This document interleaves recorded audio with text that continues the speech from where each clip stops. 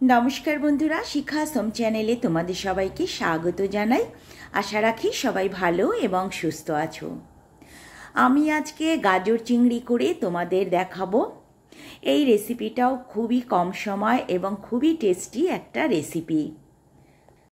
অবশ্য আমি কিন্তু খুব অল্প মাছ দিয়ে এটা তৈরি করব, কারণ শুধু এটা আমার ছেলের জন্য। আমি এখানে দুটো বড় বড় গাজর কুচিয়ে নিয়েছি, একটা আলু কেটে নিয়েছি, আর কিছুটা চিংড়ি মাছ, টমেটো আর একটা পেঁয়াজ।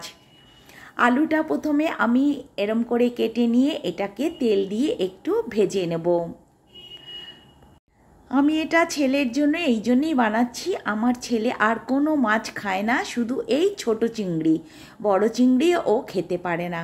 তাই আমি অল্প অল্প করেই বানাই, কারণ আমাদের আবার চিংড়িতে অ্যালার্জি, সেই জন্য আমার ছেলের একার জন্যই এটা তৈরি করি। আমি আলু ভাজাটা করে নিয়েছি। এবার আমি কড়াইতে আরেকটু তেল দিয়ে দিলাম। এবার এর মধ্যে আমি চিংড়ি মাছগুলো ভেজে নেব। চিংড়ি মাছগুলো আমি হলুদ আর নুন দিয়ে একটু আগেই মাখিয়ে রেখেছি। এটাকে একটু ভালো করেই ভেজে নিতে হবে।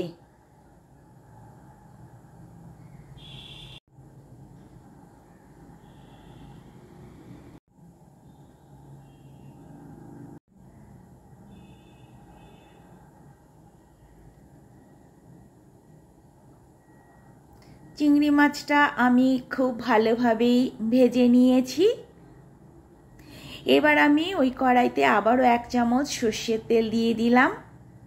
সর্ষের তেলটা একটু গরম হলে আমি একটা পেঁয়াজ কুচিয়ে নিয়েছি, সেই পেঁয়াজটা দিয়ে দিলাম। পেঁয়াজটাও এবার আমি ভেজে নেব। ফ্লেম আমার মিডিয়ামই আছে।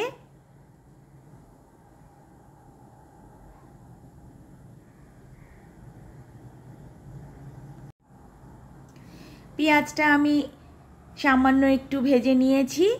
এবার আমি এর মধ্যে 4-5 কোয়া রসুন সেটাও দিয়ে দিচ্ছি। এবার রসুনটাও আমি একটু ভেজে নেব। আর দেব একটা টমেটো, সেটাও কুচি করে কেটে নিয়েছি।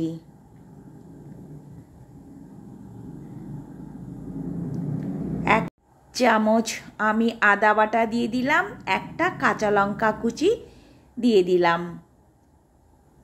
সব একসাথে মিশিয়ে নিয়ে আমি এটাকে ভাজবো। খুব সহজ কিন্তু খুবই টেস্টি, যদিও চিংড়ি মাছের সব রেসিপি খুব টেস্টি হয়।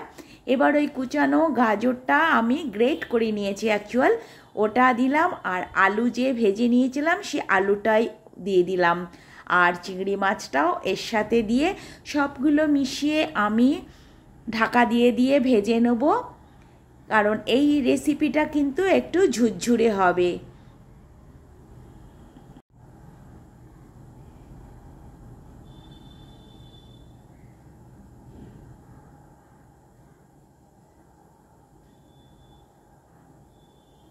এবার একটু আমি ঢেকে দিচ্ছি এটা 2-3 মিনিটের জন্য। 3 মিনিট বাদে আমি ফিরে এলাম। গাজরটা আমার আরও নরম হবে এবং আলুটাও আরও একটু গলবে, তো সেই জন্যে আমি একটু সামান্য জল দিয়ে দিচ্ছি। তোমরা জলের ছিটা দিয়ে দিয়েও করতে পারে। অবশ্য আমি একটু গরম জল দিলাম, খুবই কম একটু জল দিলাম, দেখতেই পাচ্ছ, যাতে গাজরটা, আলু, চিংড়ি মাছ সব ভালোভাবেই সেদ্ধ হয়ে যায়। এবার আমি লবণ দিয়ে দিলাম, লবণটা একটু কমই দেবে।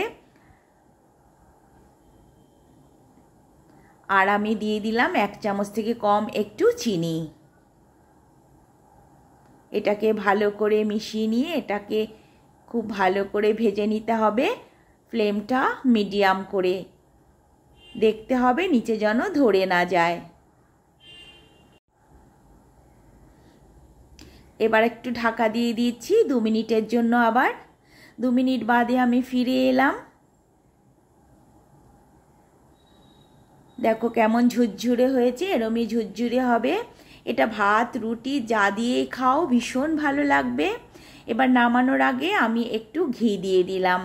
ঘি দিলে টেস্টটা আরও খুবই সুন্দর হয়। এই রেসিপিটা আশা করি তোমাদের ভালো লাগবে। ভালো লাগলে অবশ্যই আমাকে কমেন্টে জানাবে। নতুন বন্ধুরা যদি আমার রেসিপিটা প্রথম দেখে থাকো, ভালো লাগলে সাবস্ক্রাইব করে আমার পাশে থেকো।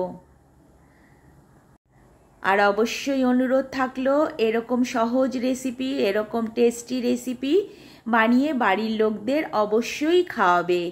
দেখবে তোমার খুবই প্রশংসা করবে আর রোজ চেয়ে চেয়ে এই রেসিপিটাই খাবে। তবে আজকে আসি, সবাই ভালো থেকো, সুস্থ থেকো, টাটা। দেখা হবে পরের ভিডিওতে।